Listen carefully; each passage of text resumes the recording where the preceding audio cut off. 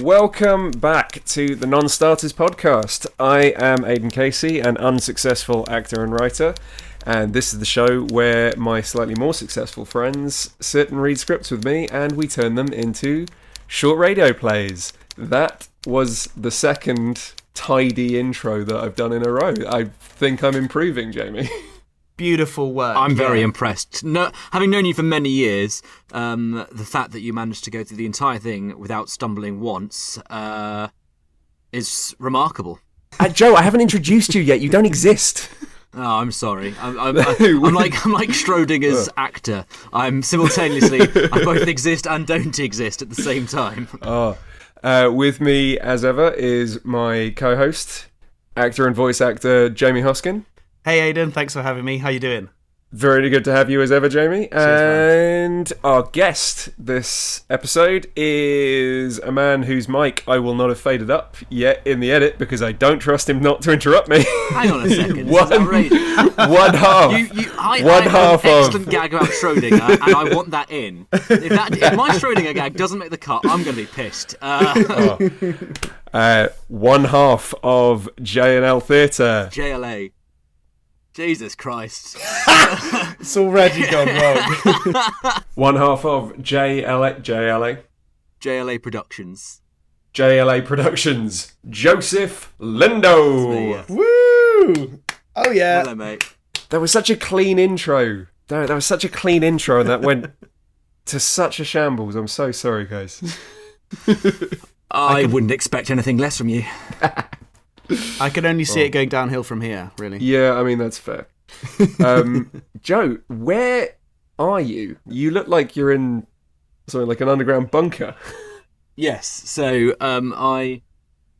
I am an actor and voiceover artist, and I built my home studio. I have had a home studio for years in various forms, and during lockdown I did what I wanted to do for many years, which is I've got myself a loft bed. So that's basically a bed, it's like a bunk bed, but with a... but for adults. Yeah, it's like a bunk bed for adults, but with nothing on the bottom half, basically. Yeah, so...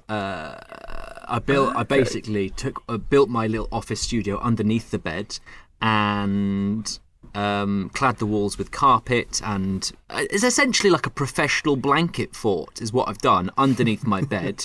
It's and I've also got some houseplants under here, but of course they don't see any daylight, so I put a grow light underneath the bed as well to help encourage the plants to photosynthesize. So... it is the perfect environment to grow marijuana. That's terrific.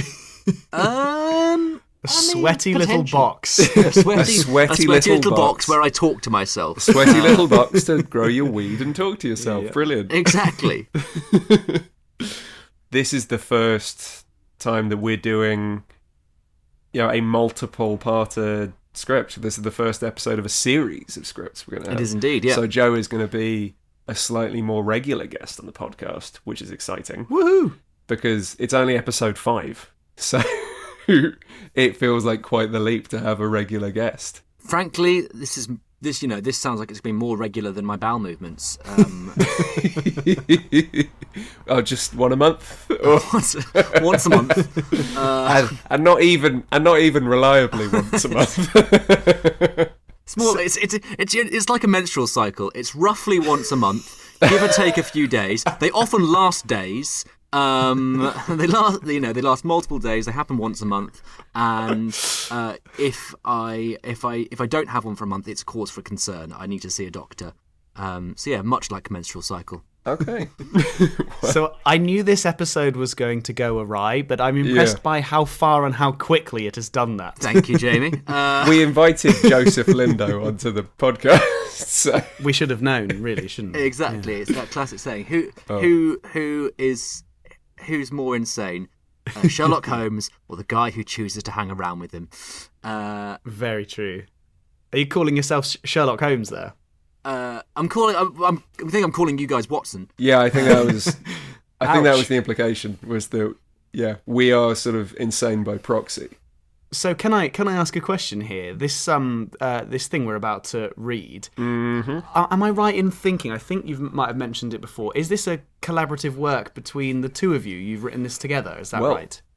Yeah, actually, well, Joe, we can talk about this together. I talked about this very, very briefly in the pilot. This was the script that led to the podcast, essentially, because this was the original non-starter, the project that me and Joe poured a lot of time and a lot of energy, and I would say love into, and we never quite got it running the way we wanted to, just because we were writing it, the two of us together with our friend George Parks, who's a filmmaker, and just because of our schedules, like the three of us conflicting, we were almost never available to work on it at the same time. Yeah, it's producing things when you have no money is very difficult. Because it was equipment and all these sorts of things and access to locations. That's important. Is that we did film a couple of these episodes. Yeah, we filmed a few, and some of them managed to get edited, and then it also it's very difficult when you haven't got any money to do things, and then also because people need to do other things with their lives in order to earn money for food and shelter, and then you don't have the time to do things for free. But anyway, yeah. But it not only were we doing this for free, it was actually costing us money at various intervals. Yeah.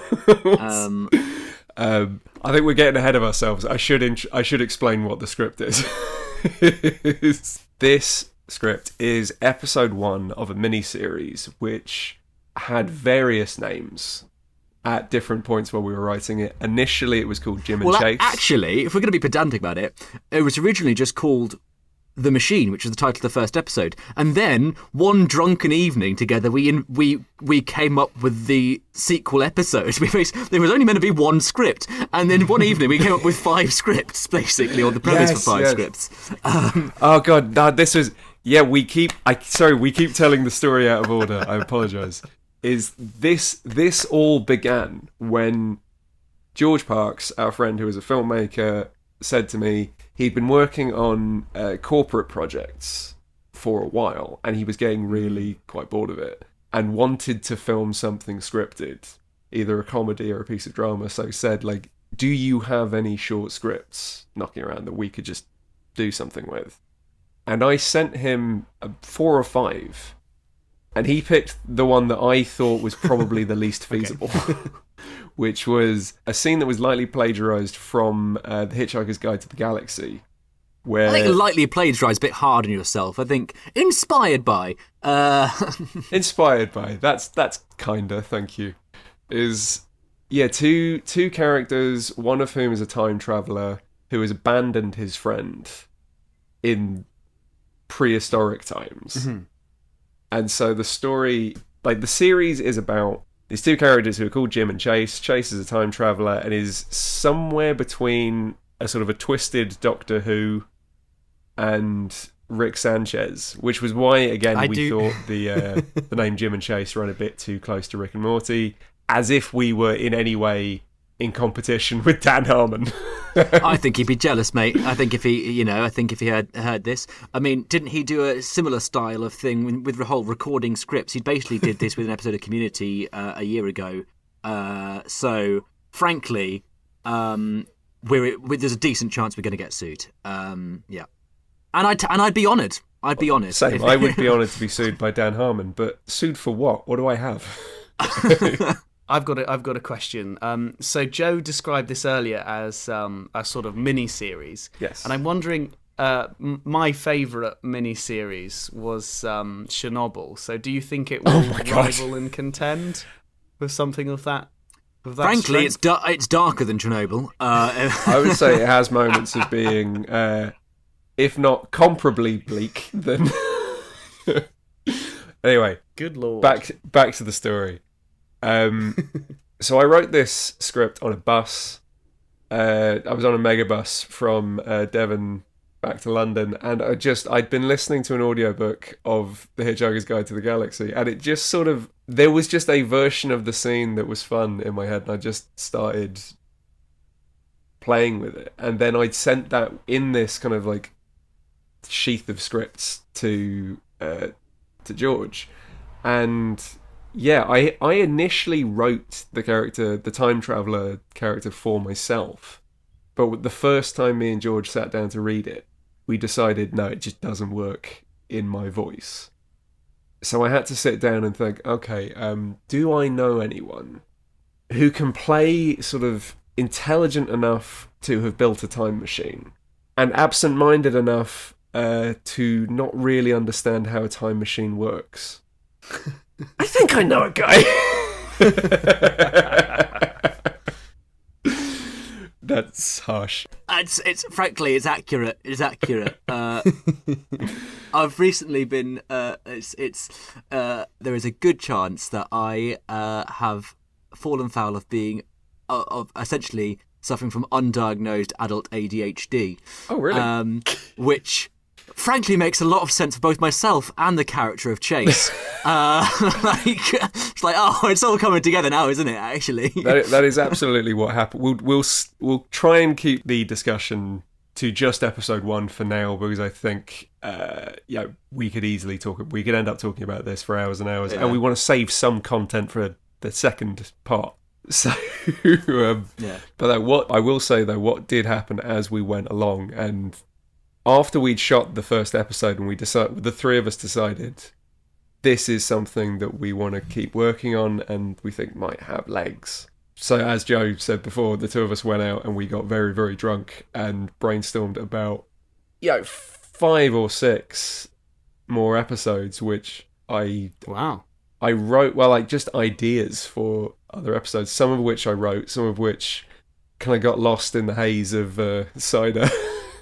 And hopefully as we go along we will read all of them, because it is one of the great tragedies of my life was that we did not get to finish the series. Well, someone's going to listen to this podcast at BBC Comedy. BBC Three Comedy is going to hear this. They're going to go, these scripts are golden, and they're going to commission us, and we're going to get to re-record the ones that we've already done with more money and budget, and it's going to look fucking great, mate. That's what's going to happen. We can dream. I mean, they didn't guarantee. They didn't like the pilot that I pitched them, but never mind. Maybe. Anyway, but yeah, the thing that became very apparent as we went along, and in writing the other episodes, was how much more and more of you was going into the character of Chase. And it's because I'm a self-indulgent bastard. Well, I'm not going to disagree with you, but I mean that in the best way, in that because Chase is not Chase is a deeply sincere character as well. Yeah. Maybe not so much in episode 1, but we'll. Anyway, why don't we let the script do the talking? Yeah, we'll read the script and then we'll come back and we'll talk about it a bit more afterwards, because it would be fun to talk about the filming process as well for episode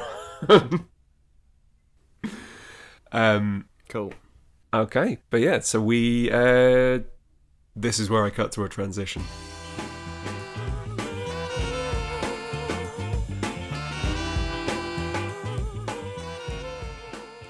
The Time Traveller's Life. The Machine. Episode 1. When, where, and why. External, a woodland, historic Earth, day. Jim, an average-looking, usually mild-mannered man in his mid-20s, is standing in the woodland reading from a tattered piece of cloth. He is not in a good way.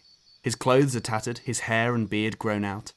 His left hand has been crudely bandaged with a torn piece of his own shirt, and there is barely contained madness behind his eyes.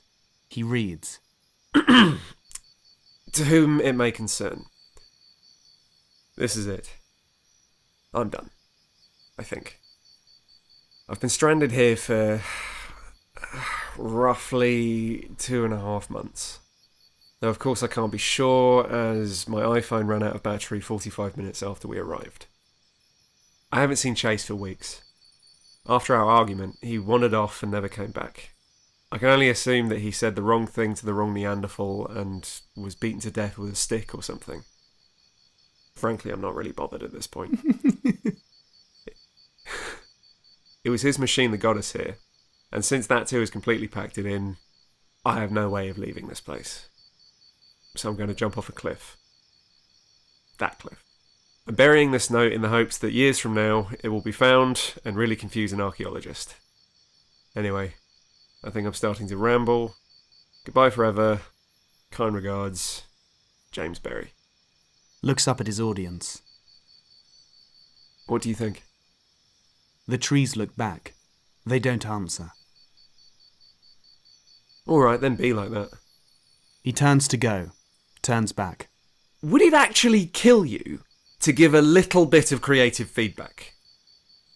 To be constructive, like I did for you? The trees remain silent. Oh, why do I bloody bother? I'm done trying to engage with you. He looks forlornly at the tattered cloth. Sighs.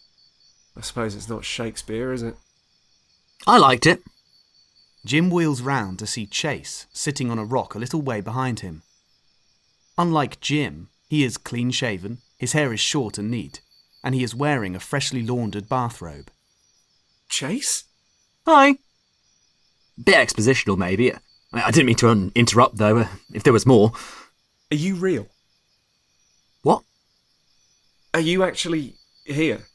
That's a strange question, Jim. Sorry, I've gone mad, you see. Oh.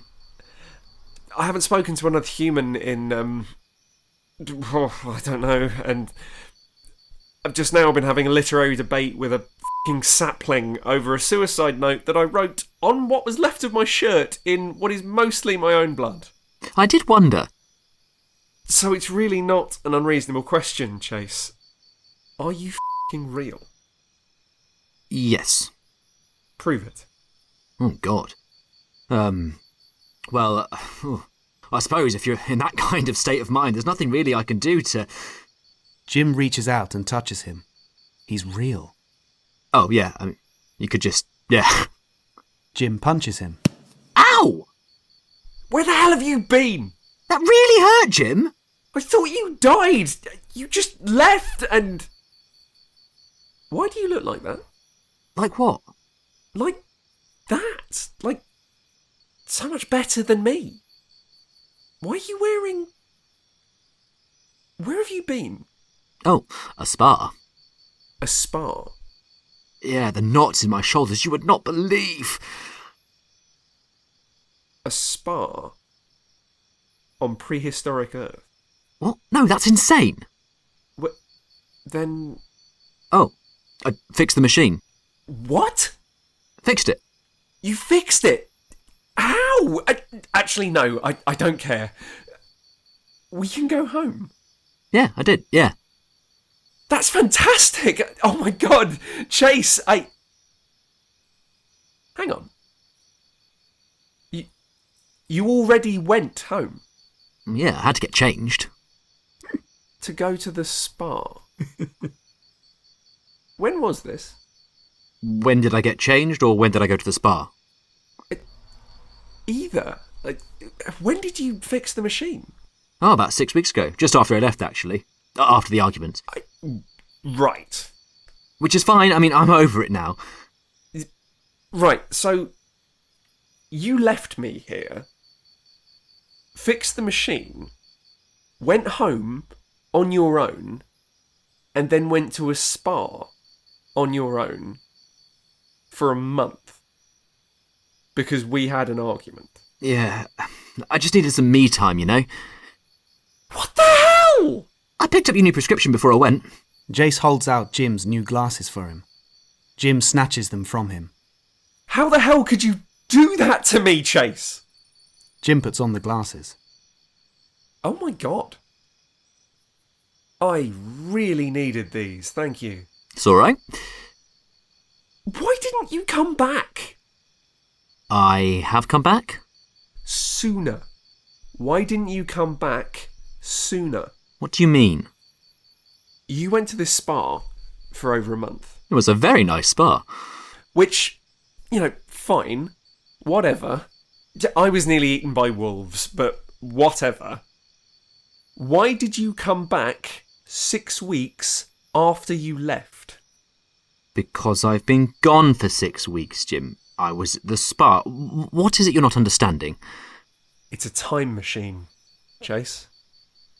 You could have come back, 5 minutes after you left. Chase takes a moment to work that one through. Oh. Oh, yeah. Jim stares at him. I could have done that. Should have done that. I'm sorry. F***ing hell! I'm sorry! Oh, you Go back. Do it again properly. Come back sooner. Well, I can't now. It'd be a paradox if I did it now. What? Well, if I did that now, I'd have already done it, wouldn't I? Yeah? I suppose, but the wolves, Chase. I'm not going to do it because I haven't. So it's done. No. Jim moans, sinks to his knees, head in his hands. Everything he's been through could have been avoided. Easily. Can we just go home? Please? Okay. Or the pub? Can we go to the pub? Sure. My round, I think. Jim stands and they walk away together out of the clearing. We're going to have a f***ing word about this later. Fair enough. Later, though. Couple of millennia? Yeah, sounds good. There is a flash of light and Jim and Chase are gone. Slow fade on Jim's shattered iPhone lying on a rock. End.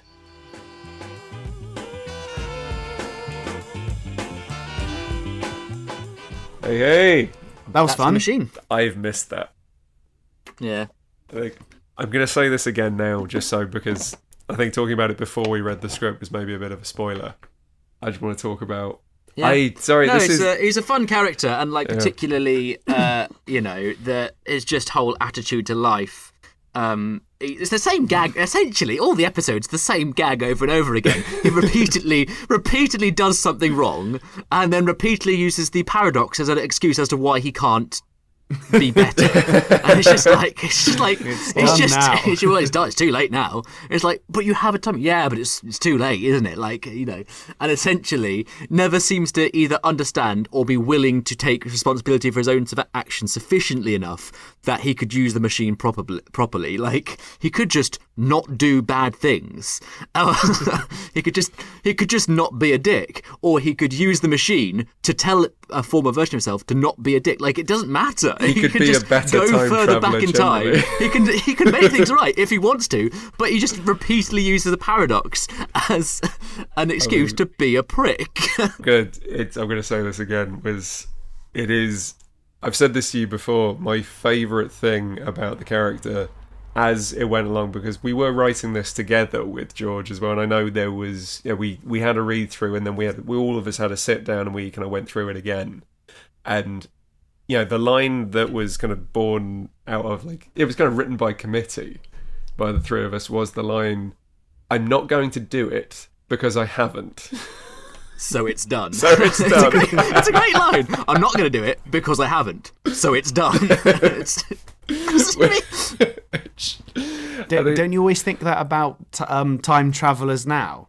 Well, that's the whole idea, isn't it? They That's the cracked whole, it, that is wouldn't the we whole, know? Exactly. That's the whole idea behind why it's the theory that time travel can't exist and never can exist is because if it did exist, it would already exist, and that's essentially the time traveler's paradox. Well, Chase just uses that very paradox. Oh, the time traveler's paradox. That would have been a good title. Yeah, he just uses the time traveler's paradox as a carte blanche to be a dick. Well, this is Chase. It's my favourite thing about Chase, and it is why you were perfect casting for him. It's because I'm a dick. Well, no, it's not because you're a dick. It's because the character is highly intelligent. He's a smart enough man, a good enough scientist to have built a time machine. Absent-minded enough to not really understand how it works, and kind of hedonistic enough that he would just sort of completely abuse it. Well,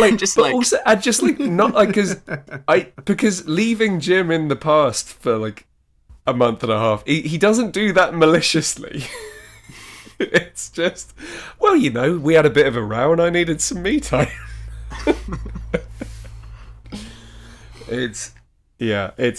I mean, I don't know how much there is to say, but it is so nice to be reading this again.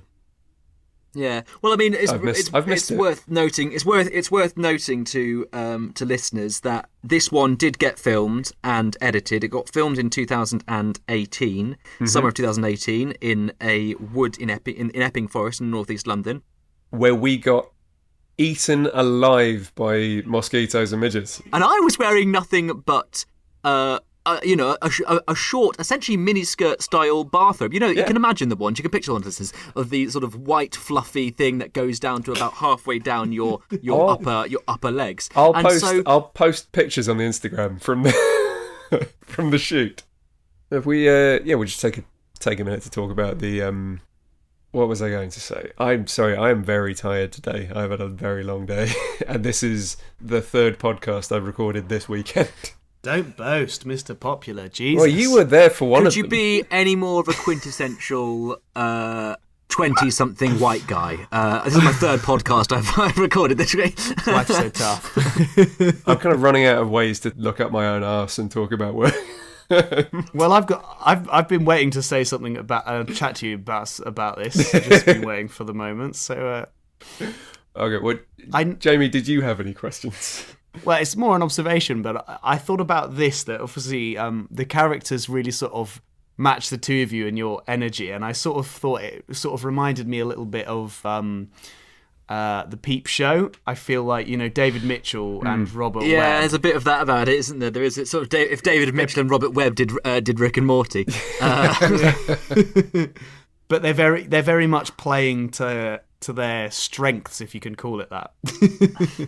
And I feel like, I think we did talk about this at the time. We had like where does Chase? Yeah, what's the word for it? Like chaotic neutral. Is he's not evil? No, he's not a malevolent force, nor is he in any way a force for good. He's just a little bit.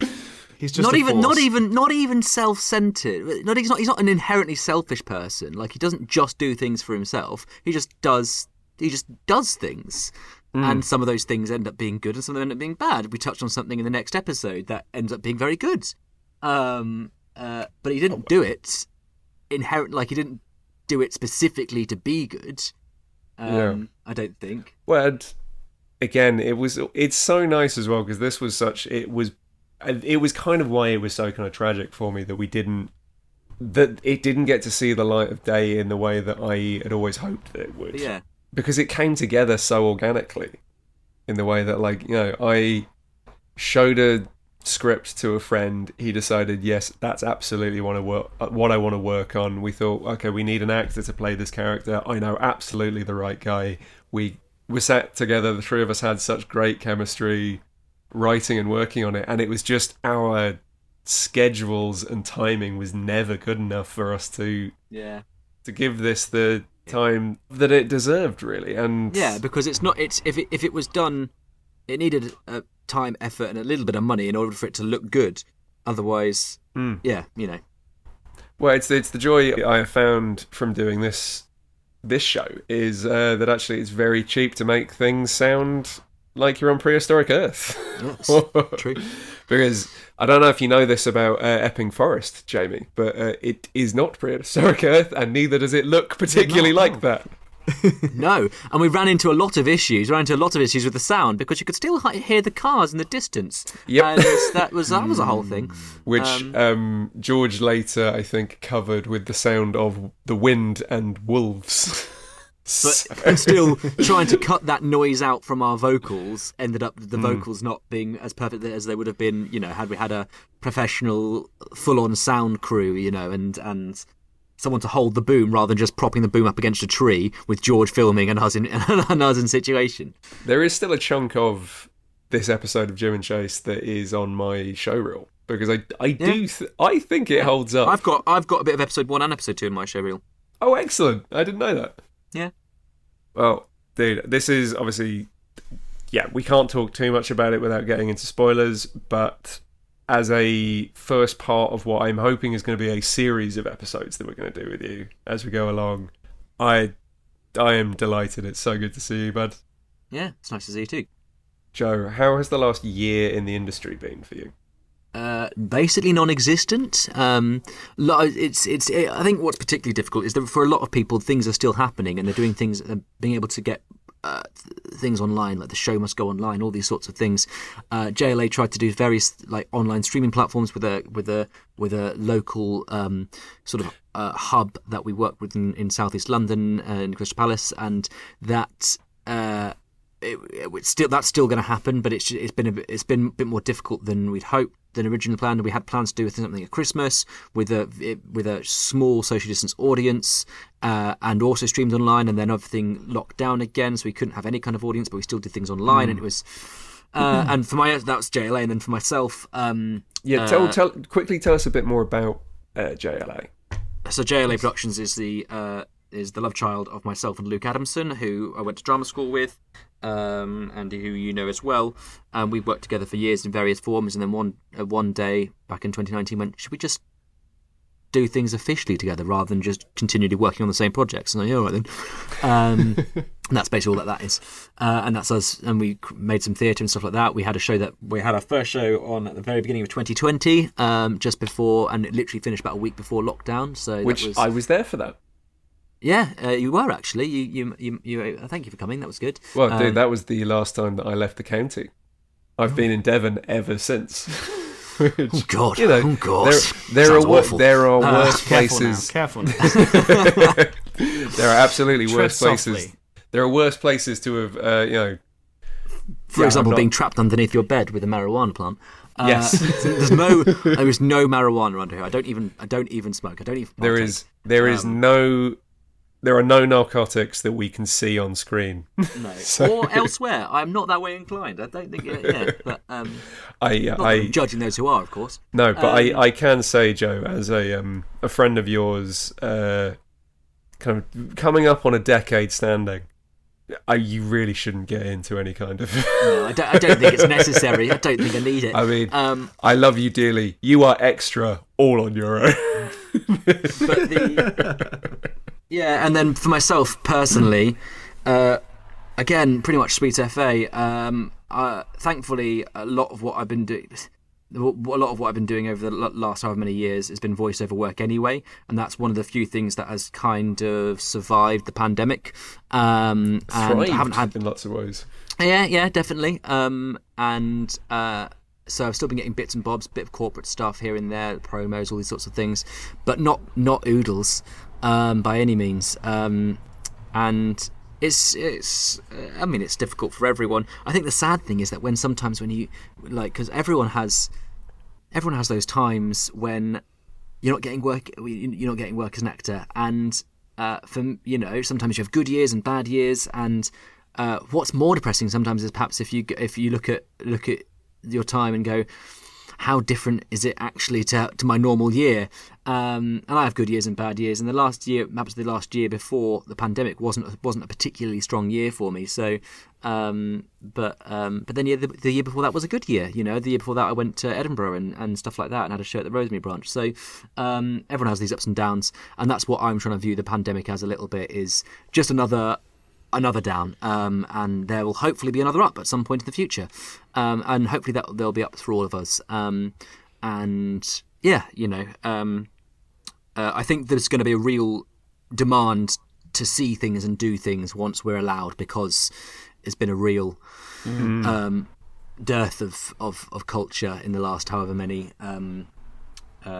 It's a year now. It's kind of months and months. It's but it's also proven how important it is. We feel that lack of sort of ability to go out and see stuff, and how much we sort of rely on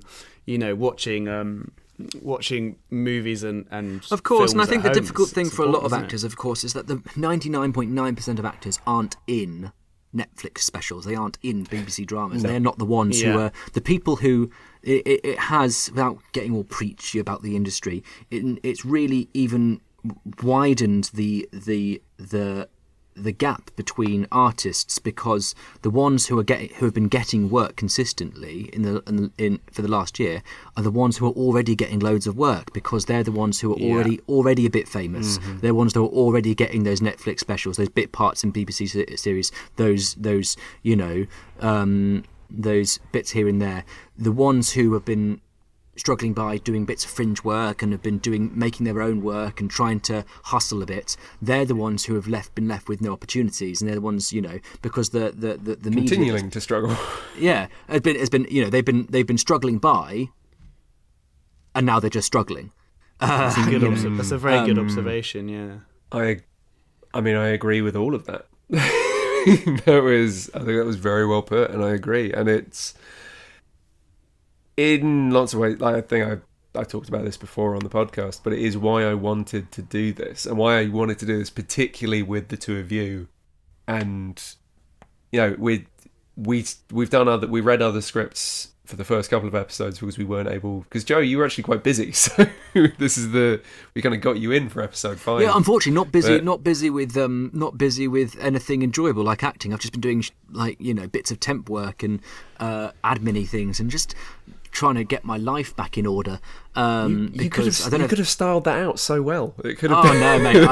There's no point. There's no point pretending. I think a lot of people have been the same. Despite having all the time on their hands, actually, when things are a bit grim professionally, and particularly when you love your craft and your industry, and you struggle to moat yourself in other areas, and so things like laundry just don't happen, because even though you've got nothing to do all week, you haven't really got any. That means you haven't got any reason to get out of bed. If you haven't got any reason to get out of bed, you've got no way of doing your laundry. In order to do your laundry, you need to get out of bed. And what's the point if you haven't got a bit of acting to do, basically? Yeah.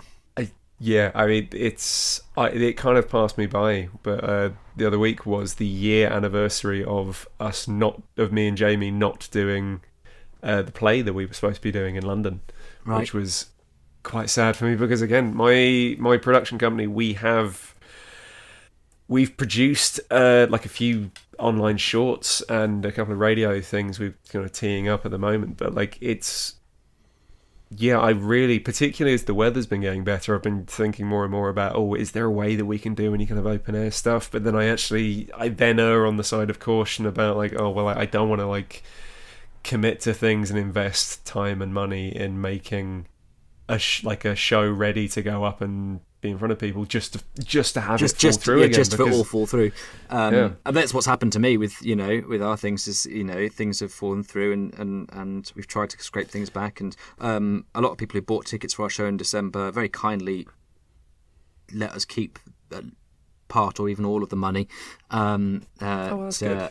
Just because they're like, it's only 14 quid to me, but if everyone does it, then it help you guys out. And they're like, thank you, that helps. One last thing, and then I'll leave the subject, because also we've been chatting for ages. And also, it's one last thing that's, I think a lot of people who aren't in the industry, or who aren't where we are in the industry, don't realise is the way that the financial support works for self-employed people. In order to receive any kind of financial support for being self-employed, then your self-employed work needs to make up 50% of at least 50% of your total income. So let's imagine that you are someone who, like me, gets, basically, I think I get 45% of my income is from being self-employed, and 55 is from being employed through temp agencies and stuff like that.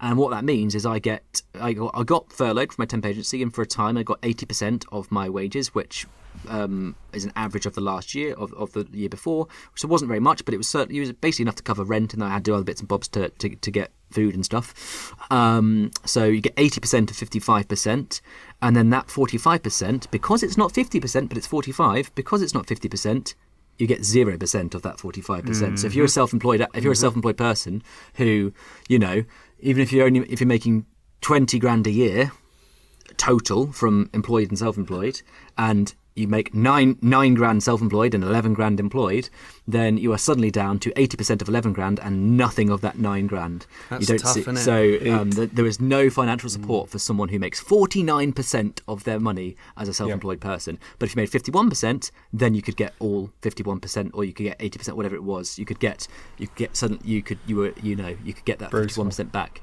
But if you got 49%, you got nothing. And so it's really difficult. So a lot of people basically had their self-employed people had their income cut in half, basically, because they didn't make they didn't hit that 50% threshold.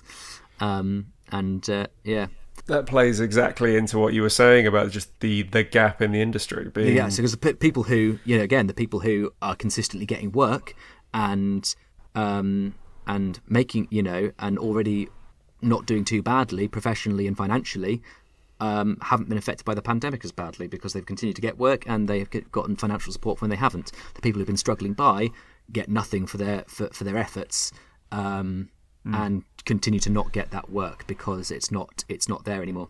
I mean, I come from the position of never having made anywhere close to 50% of my income through my self-employed performing work, and then also got laid off last summer. So my income just went... It's great being an actor, isn't it? I mean, this has really cheered me up, guys. Thank you. Well, in all seriousness, this has cheered me up a lot because... You got to read The Machine! I got to read The Machine / Jim and Chase / The Time Traveller's Life / now The Time Traveller's Paradox. And no, I like Joe... The Time Traveller's Life because it's a play on The Time Traveller's Wife. It's a whole thing. We've talked about this. I know. We had many arguments about this, and I beat you down. And I'm not going to sit here and do it again. But Time Traveller's Paradox is the best title. I'm sorry. Shut your mouth. The Time Traveller's Paradox. It sounds like a sort of a young adult fiction. It does. Whereas The Time Traveller's Life sounds it's a parody. Intriguing. Is a parody of time travel, which this entire thing is project was. I mean, and this is the thing that I'm sure this is a point that will come up more than once as we go along doing more episodes of this. Is while the Jim and Chase / The Time Traveller's Life is a parody of time travel, Chase is a deconstruction of all of the things that I think are a bit weird and a bit dark about Doctor Who. Yeah. But the time travel makes sense. It is the thing that annoys me more than anything else, it turns out, is when a script kind of slips the net and gets made into a feature film or a TV show and the time travel doesn't hold up at all. Yeah. The time travel makes sense. Yeah, that's very true. It's very true.